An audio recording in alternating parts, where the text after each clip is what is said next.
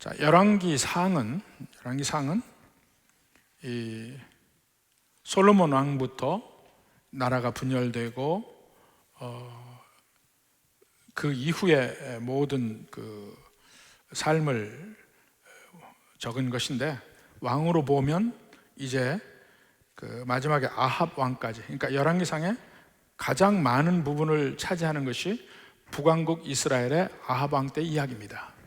근데 그 아합 왕 때 이야기 중에 전반부는 주로 엘리야의 활약이 기록되어 있습니다. 17장부터 19장까지 우리가 오랫동안 엘리야의 그에게 역사하신 하나님의 관점에서 성경을 보았습니다. 이제 엘리야의 모든 사역이 끝났습니다. 근데 그 모든 사역이 끝난 것은 사실은 아합 왕의 일도 끝났다는 면을 이야기를 하고 있습니다.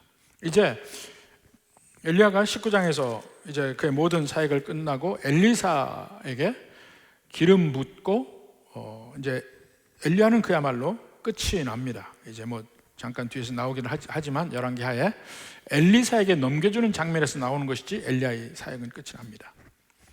그리고 이제 열왕기상에서 남은 장이 세 개의 장이에요. 20장, 21장, 22장. 이 세 개의 장에서 각각 아합 왕에 관한 이야기를 합니다. 그 전에는 엘리야를 통해서 이스라엘의 불신앙을 이야기했습니다. 그럼에도 그들에게 역사하고 계시는 하나님을 우리에게 보여주었어요.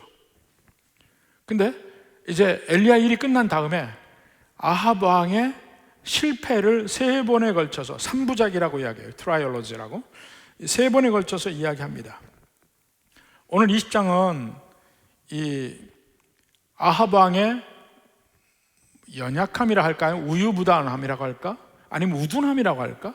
그것이 아합과 이스라엘을 괴롭히는 장면이 나옵니다. 오늘은 21장에는 자, 그러니까 20장은 아합 왕의 죄가 나오는데 해야 될 일을 하지 않은 죄, sin of omission이죠. 해야 될 일을 하지 않은 죄가 나옵니다. 근데 21장에는 하지 말아야 될 일을 한 죄가 나옵니다. 나봇의 포도원이 나오면서 하지 말아야 될 일을 한 죄. 그리고 마지막 22장에서는 그가 끝까지 자기 고집을 부리다가 결국 죽는 장면으로 열왕기상이 끝이 납니다. 그러니까 아합은 계속적으로 하나님을 대적합니다. 그리고 결국 멸망의 길로 가게 됩니다.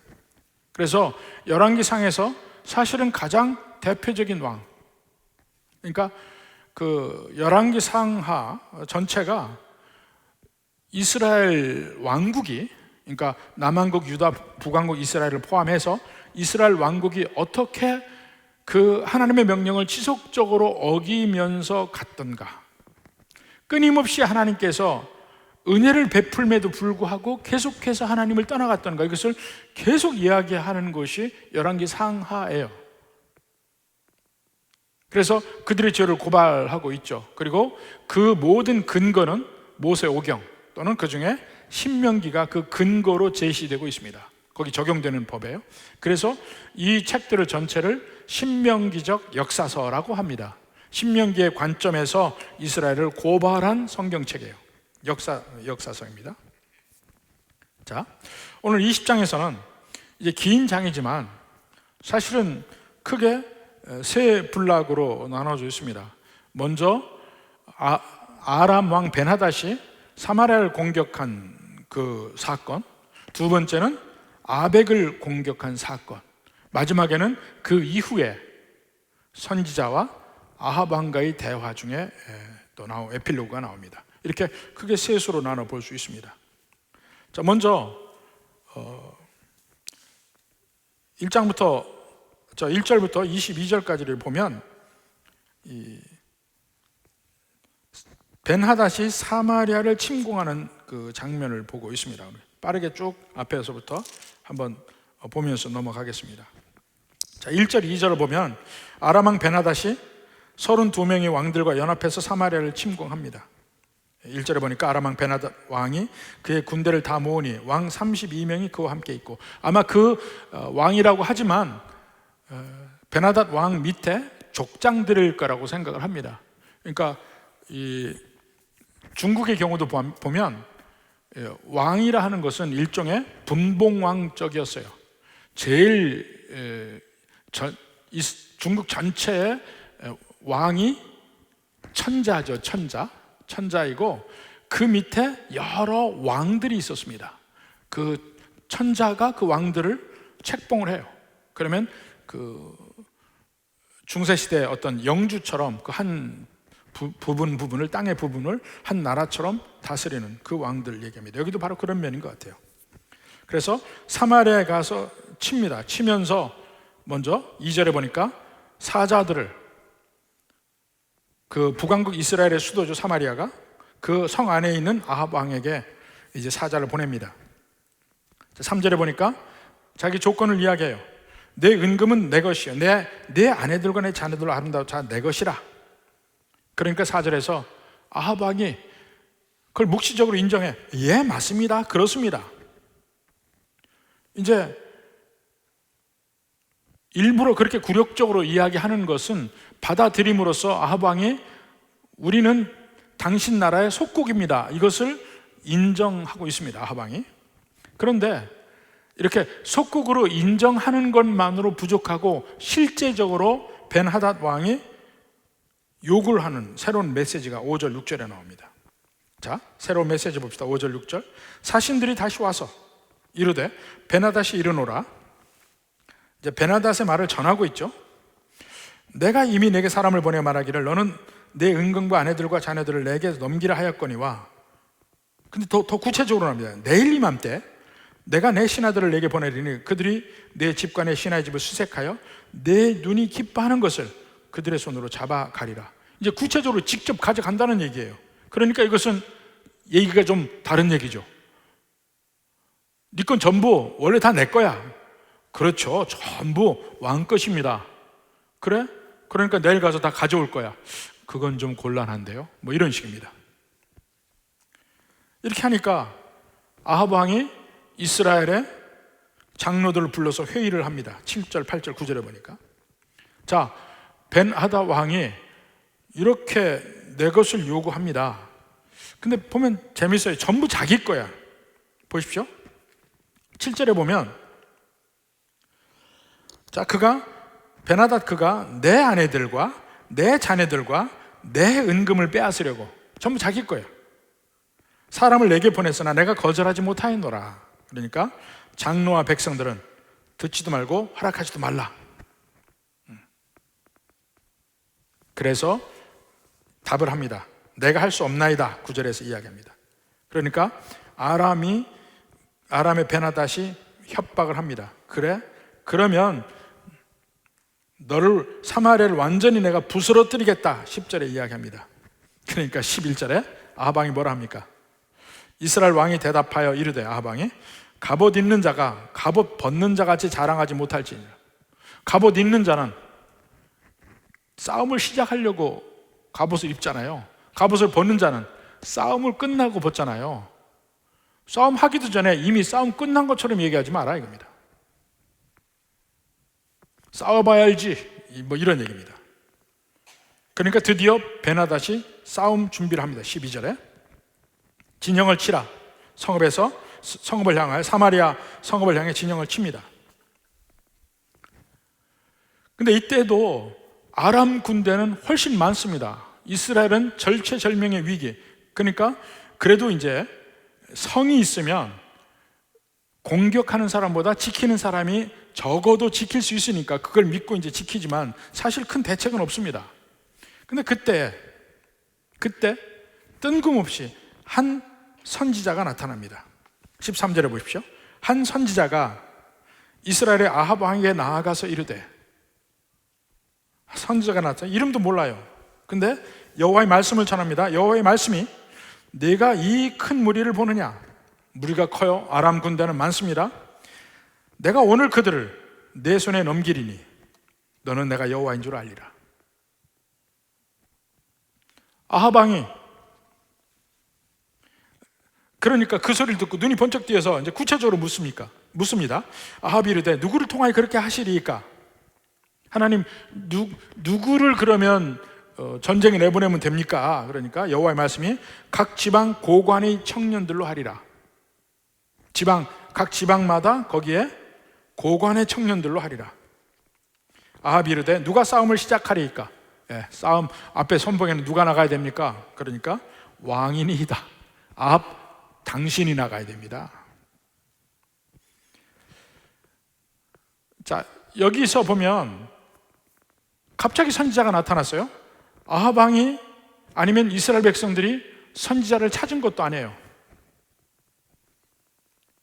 그들이 구한 것도 아니에요. 도움을 구한 것도 아니에요. 아무것도 없어요. 그런데 하나님이 나타나셔서 내가 너를 이기게 하리라 하고 얘기합니다. 그리고 재미있는 대목이, 자, 아람 왕 벤하닷이 사신을 보내서 아람 왕의 아합에게 이야기합니다. 벤하닷이 이르되 하고 얘기해요. 근데 여기서는 여호와 하나님의 사자 선지자를 보내서 여호와께서 이르시되 하고 이야기합니다. 그 다음 얘기예요. 그러니까 벤하닷 사자 아합, 여호와 하나님 선지자 아합, 서로 놓고 보는 겁니다. 누가 더 크냐? 벤하닷은 내가 너를 완전히 무찌르리라. 하나님은 그들 숫자가 엄청 많지? 내가 그들을 물리쳐 줄게. 그러면서 너는 내가 여호와인 줄을 알리라. 이게 핵심적인 말입니다. 하나님은 지금 도움도 청하지 않은 아합에게 나타나서 내가 너를 구하고 내가 너를 이기게 할 것이고, 그때 비로소 내가 여호와인 줄을 네가 알리라. 승리하게 할 것이다. 실제 승리하게 되면서 벤하닷이 문제가 아니고 하나님이시구나, 이걸 알게 된단 말이죠. 자, 15절부터 21절부터 보면 이제 대승을 하는 장면이 나오는데, 지금 아람 사람들은 이스라엘은 안중이 없어요. 자기들 수가 엄청 많거든. 이스라엘은 상대적으로 아주 작은 나라거든요. 그러니까 벤하닷이 낮에도 같이 온 32명의 왕들과 함께 잔치를 벌이고 술에 취했습니다. 정탐꾼이 얘기합니다. 저 사마리아 성에서 사람들이 나오는데요, 아마 정탐꾼일 것이다. 사로잡아오라. 싸우러 나와? 사로잡아와. 아주 어리석은 얘기를 했죠. 사로잡아오라 그랬어요. 그러니까 전쟁이 잘 안 됩니다. 서로 죽이려고 해도 이길지 말지 한데, 사로잡으려는 사람과 죽이려는 사람과 누가 이기겠어요? 제가 대학 때 배운 것 중에 하나가 그 당시에 제한전쟁이라는 개념이 있었습니다. 제한전쟁. 그게 무슨 얘기냐면, 미국이 베트남에서 싸울 때 그들이 정립한 전쟁의 개념이 제한전쟁이에요.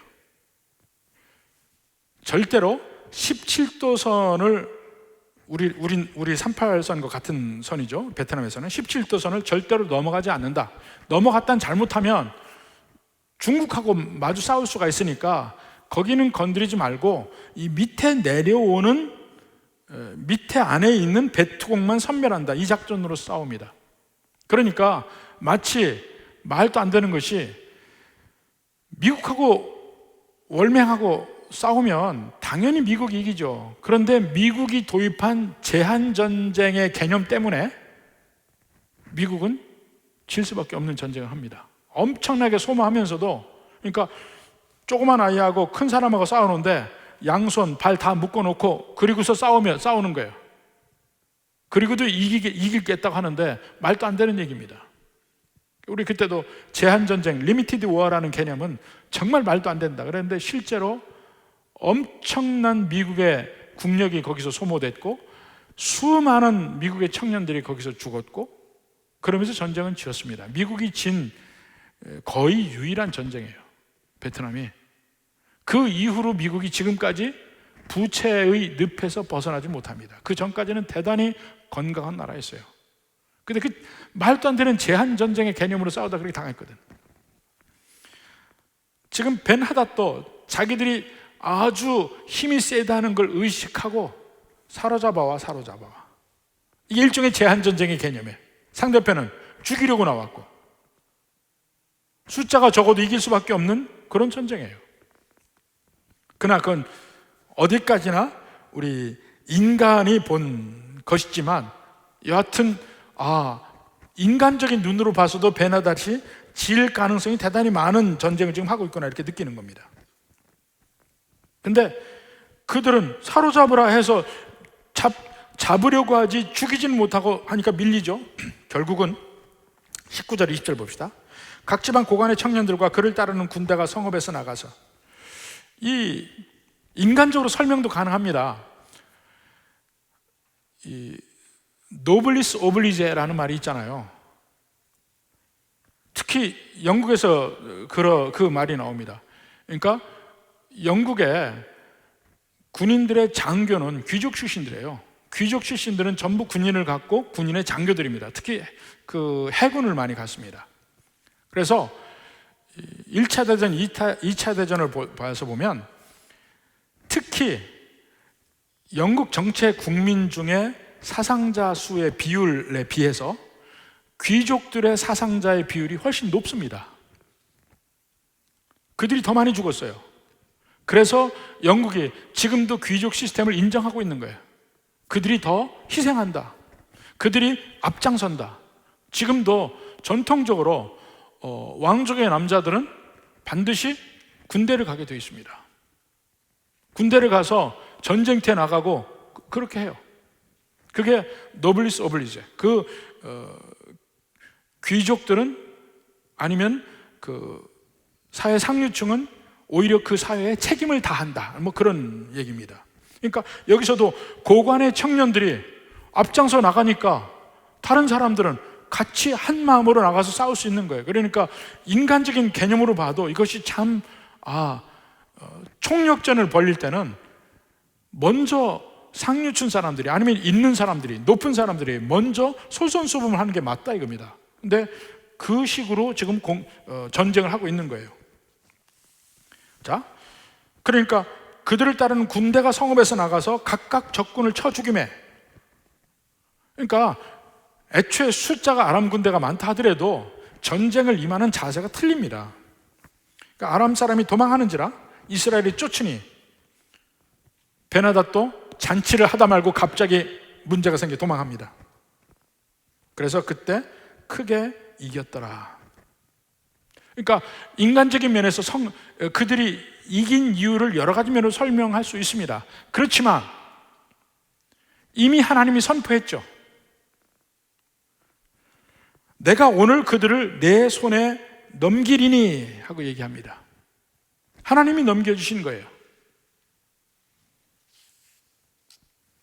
자, 그렇게 해서 전쟁을 대승했습니다. 그러니까 당연히 그들은 하나님의 말씀대로 오늘 이기게 하신 분이 여호와 하나님이시구나 하는 것을 마음에 담아야 합니다. 담아야 해요. 그 다음에 그 대승한 뒤에 또 경고의 말씀까지 또 합니다. 22절에 그 선지자가, 13절에는 한 선지자, 여기서는 그 선지자가 이스라엘 왕에게 나와 이르되, 아합 왕이죠. 왕은 가서 힘을 거르고 왕께서 행할 일을 알고 준비하소서. 해가 바뀌면 아람 왕이 왕을 치러 오리이다. 내년에 또 올 겁니다. 미리 준비하십시오. 그러니까 여기 보면 분명히 하나님이 이기게 하십니다. 하나님의 약속이 없으면 아무리 인간이 준비를 잘 해도 이길 수가 없습니다. 그렇지만 하나님의 약속이 있을 때는 어때요? 그 약속을 믿고 열심히 준비해야 돼요. 열심히 준비해야 돼요.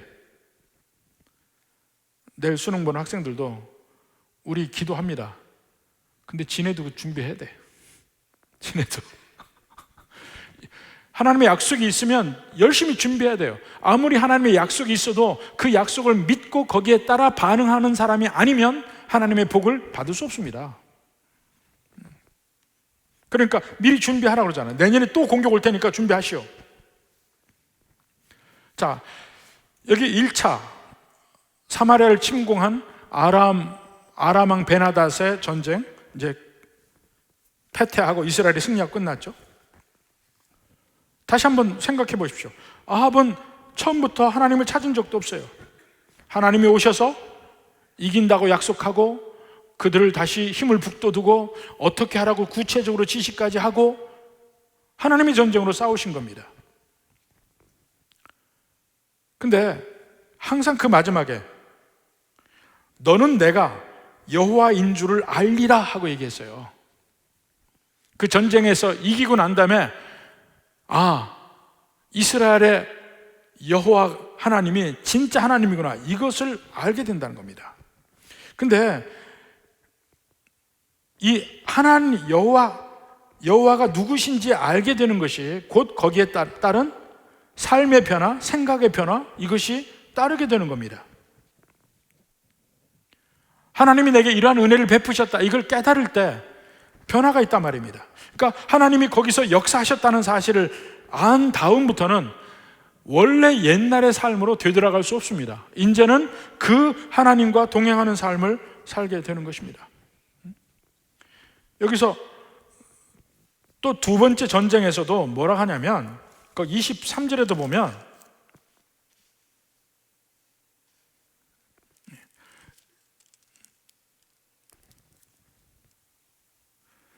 너희는 내가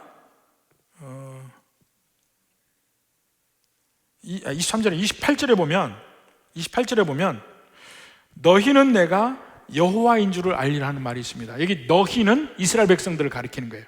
근데 지금 13절의 말은 너는 내가 여호와인 줄 알리라. 그 너는 아합 왕입니다.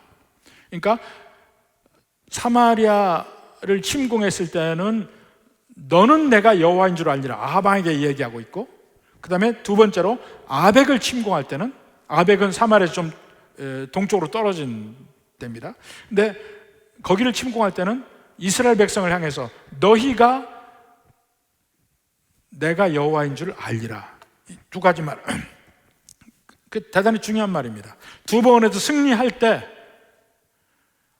하나님의 영광이 드러나고 하나님의 백성들은 승리하고, 우리 하나님이 누구구나, 이것을 깨닫게 되는 그런 일이 있다는 것입니다. 자, 전쟁이 끝나고 나서 이제 아람이 다시 재점검하고 공격을 계획하는 것이 23절부터 25절까지입니다. 자, 보십시오. 아람 왕의 신하들이 왕께 아르되 그들의 신은 산의 신이므로 그들이 우리보다 강하였거니와. 사마리아가 산지에 있단 말입니다. 그러니까 산지에서는 그 산의 신이기 때문에 우리가 졌습니다, 그런 얘기예요. 우리가 만약에 평지에서 그들과 싸우면 반드시 그들보다 강할지라. 그래서 또 왕은 이 일을 행하실지니 곧 왕들을 제하여, 이제 분봉왕으로 있던 32왕이 있죠. 봉건 시대처럼 완전히 따로따로 독립적으로 그들에게 전권을 줘서 나라를 각각 나누어서 맡긴 거예요. 제하여 각각 그곳에서 떠나게 하고 그들 대신에 총독들을 두고, 이제는 이 중세처럼 영지를 따로따로 나눠주는 것이 아니고 직할 통치를 한단 말입니다. 직할 통치, 왕들을 두는 게 아니고 직할 통치를 해서 좀 더 중앙 집권제로 바꾸는 거예요. 또 왕이 잃어버린 군대와 같은 군대를 왕을 위하여 보충하고, 말은 말대로 병거는 병대로 전부 새롭게 보충해서 평지에서 싸우자. 지금 조직 점검 다시 합니다.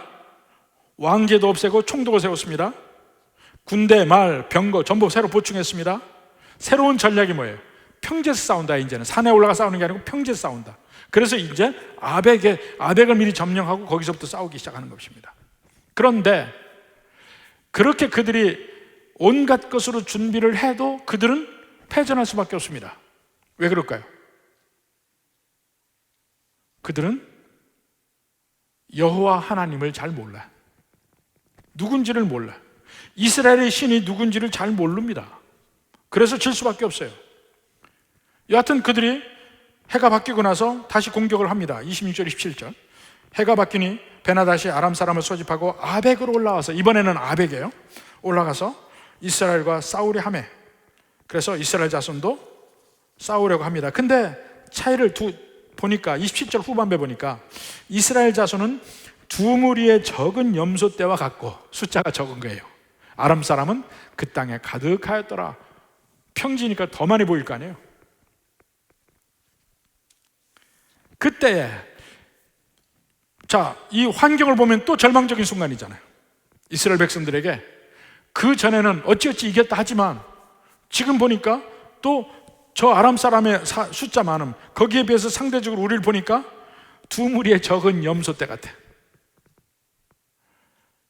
그런 절망적인 순간에 또 선지자가 나타납니다. 28절에 그때 하나님의 사람이 이스라엘 왕에게 나와 말하여 이르되 여호와의 말씀에 아람 사람이 말하기를 여호와는 산의 신이요 골짜기 신은 아니라 하는도다. 그러므로 내가 이 큰 군대를 다 내 손에 넘기리니 너희는 내가 여호와인 줄 알리라. 거의 비슷한 얘기죠. 아까 13절 말씀하고. 근데 여기서 왜 그러므로라고 얘기했을까요? 아람 사람이 말하기를 여호와는 산의 신이요 골짜기의 신은 아니라 하는도다. 그러므로 내가 이 큰 군대를 다 내 손에 넘길 것이다. 이게 무슨 말입니까? 적어도 그 아람 사람들은 여호와의 전능하심을 믿지 않고 있습니다. 각 신들마다 특징이 있어요. 왜 포세이돈 하면 바다의 신이잖아요. 바다의 신은 바다에서 이기지 바다 밖에서는 못 이겨. 그와 마찬가지로 이 아람 사람이 잘못 믿기를 이스라엘의 신은 산의 신이라. 왜냐하면 그 당시 이스라엘이 산지에서 살았어요. 산지에서. 이 기름진 평야지대는 차지하지 못했습니다. 약해서. 솔로몬 왕 때 차지했다 하지만 역시 그들의 근본은 이 위에는 세겜에서부터 베델, 기브온, 예루살렘, 베들레헴, 헤브론까지 쭉 이어지는 산지가 그들의 주거지였어요. 산의 신이다. 그러니까 어느 곳에서나 여호와가 하나님이라는 사실을 부정하는 겁니다.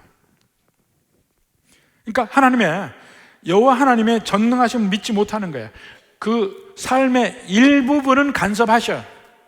그러나 다른 부분은 간섭하지 않으셔. 적어도 그러니까 이것은 보지도 않으실 뿐더러 능력 바뀔 뿐더러 보지도 않으신다. 근데 우리 삶을 보면 자칫 잘못하면 믿는 사람의 삶 속에서도 그러한 하나님에 대한 잘못된 관점이 나타납니다. 하나님은 큰 것만 역사하시는 것 같아.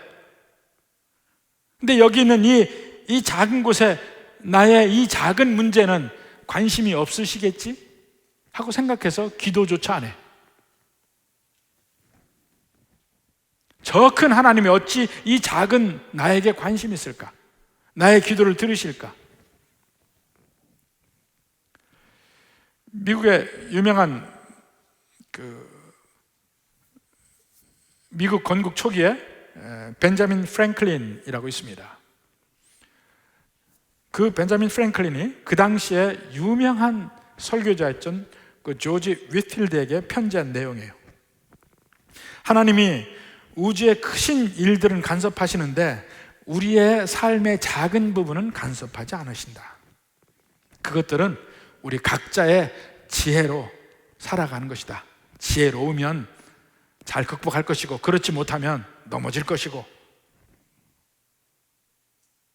이렇게 생각했어요. 현대판 아람 사람. 여러분의 삶 속에 아주 작은 부분까지 하나님께 기도하느냐? 우리의 모든 부분 하나도 빠짐없이 하나님의 눈이 거기 있고 하나님의 손이 거기 있는 것을 인정하느냐? 시편 24편에 보면 땅과 거기 충만한 것과 세계와 그 가운데 사는 자들은 다 여호와의 것이로다 하고입니다. 하나님이 거기에 바다를 세우시고 강을 세우셨도다. 너희는 내가 여호와인 줄을 알리라. 하나님이 어떤 하나님인 줄 알아야 된단 말입니다. 우리 삶에서 하나님이 우리를 지키시고 인도하신다는 것을 깨달을 때마다 나와 함께 하신 하나님 누구신지를 알아야 된다는 것이죠. 그러니까 아람 사람들의 여호와의 신은 산의 신, 여호와는 산의 신이지 골짜기 신은 아니라, 평지의 신은 아니라, 그러므로 내가 그들을 깨뜨리리라. 무슨 말입니까? 내가 골짜기의 신도 되고 어디든지 신이 아닌 곳이 없다는 것을 알리리라. 그 알리는 방법 중에 하나가 아람 군대를 쳐부수는 겁니다. 하나님의 영광을 그 가운데 나타내요. 그 하나님의 영광이 나타나는 곳에 하나님의 백성들은 더불어서 같이 유익을 얻는 거예요. 자, 29절부터 봅시다. 진영이 서로 대치한 지 7일이라 일곱째 날에 접전하여 이스라엘 자손이 하루에 아람 보병 10만 명을 죽이며, 엄청나죠? 근데 이게 이제 그 남은 자는 아벡으로 도망하여 섬으로 들어갔더니 그 성벽이 그 남은 자 2만 7천 명 위에 무너졌다. 이건 왜 무너졌는지 모르겠는데 여하튼 하나님의 전쟁이라는 사실을 알 수가 있어요. 마치 여리고 성벽이 무너지는 장면을 연상합니다.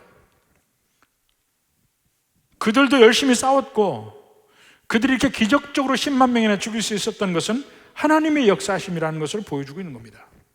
그래서 드디어 승리했습니다.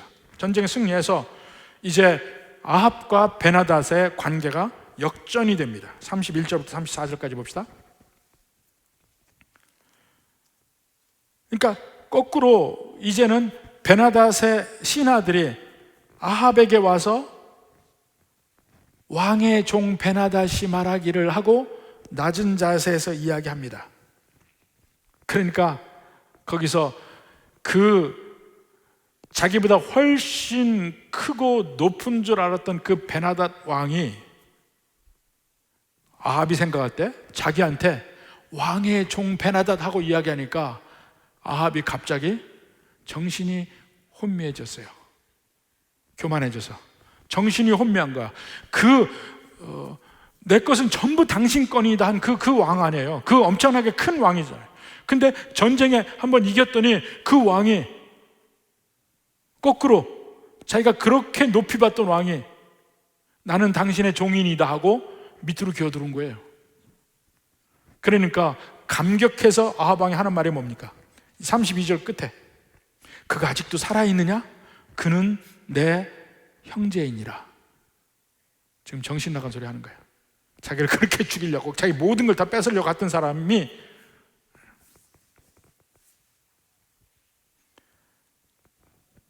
그래서 결국은 베나닷이 앞에 나왔고 그와 조약을 맺습니다. 베나닷이 옛날에 뺏은 거 다 주겠다고 하니까 다 좋다 하고 너무 좋아해. 34절 끝에 보니까 그래서 아합이 이르되 내가 이 조약으로 인해 당신을 놓으리라 하고 이에 더불어 조약을 맺고 그를 놓았습니다.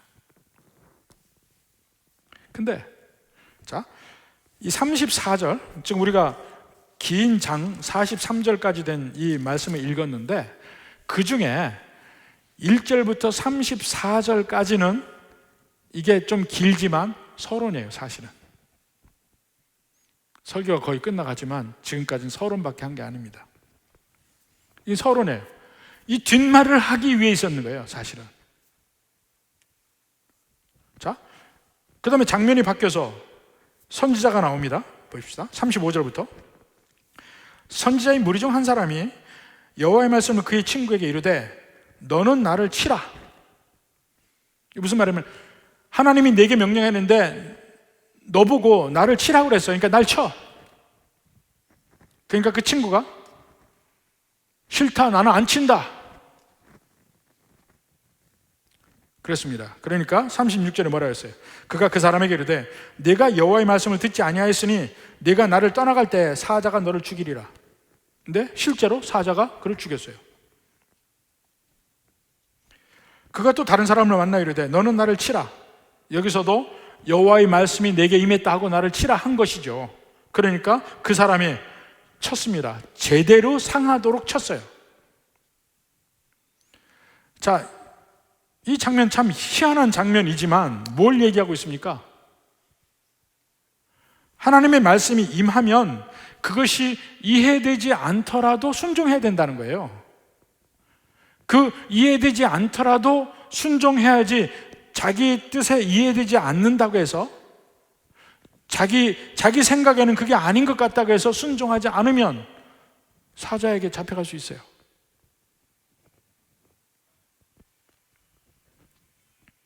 그러니까 결국 그 선지자를 차마 어찌하지 못하고 앉힌 사람은 결국은 여호와의 말씀을 불순종한 사람이에요. 그러니까 죽은 거예요. 결국 그 사람이 뭘 보여주냐면 불순종하는 왕을 보여줍니다. 나중에 왕은요, 불순종한 왕, 그러니까 불순종한 왕도 똑같이 심판을 피할 수 없다는 면을 이미 너는 나를 치라 했을 때 앉힌 사람이 사자에 물려 죽은 거 보면 그걸로 이미 예표적으로 알 수 있는 거예요. 그래서 나를 치라 하고 쳐서 이제 얼굴이 많이 상했죠. 상해서 칭칭 감고 아합 왕 앞에 나타났습니다. 그러면서 이야기를 하나 해요.